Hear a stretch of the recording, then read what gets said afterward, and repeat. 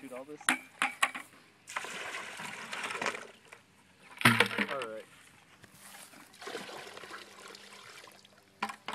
Alright, so what we got here is water with fish emulsions and the Biodynamic field spray, 5-year field spray, and some beneficial microorganisms. We'll take our flat of plants we're getting ready to plant, and we'll just stick them in here so they get plenty of water. And you see all the air bubbles. I'm trying to get right to the air bubbles come out, finish getting all the air out. That means water's penetrating down into the roots. Soak this other side. So these are going to get a nice fertilization, help these plants to get off to a nice start.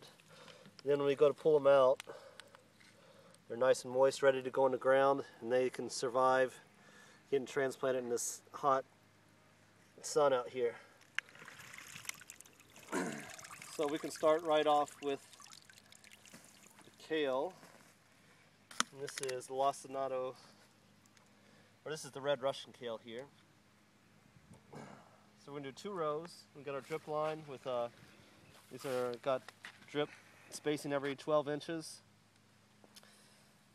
So we'll go ahead and plug our first one in. We'll do 2 rows here. You want to get these nice and covered up. We want to make sure this is the crown of the plant right here. We want to make sure we bury this section here and get the soil up to just right about this level.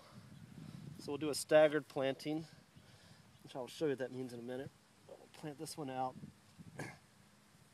and bury it just enough to where that crown is covered. It's nice and tight in the ground. And then on to our next one. You can see these have a nice little root system to them. Not a massive root system, but strong enough to get going.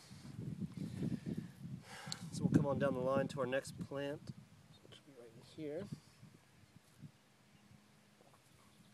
Bury this deep. And so the idea with this staggered planting is, as we plant these down the row, all the plants will have plenty of room to grow. So that means this plant, when it gets big, is going to take up about this space, this plant about this space, this plant about this space. So it's offsetting, so each plant fills up its own corridor and has plenty of room for the next one. So optimizing the use of your space. This especially becomes important if you did 3 rows, because then instead of doing them all straight, this makes more optimal use of all your space. So we'll go right on down the row. And today we're doing the red Russian kale, the lacinato or the dinosaur kale, and my personal favorite, being a southern boy, Georgia collards. Alright, you're on, Chris.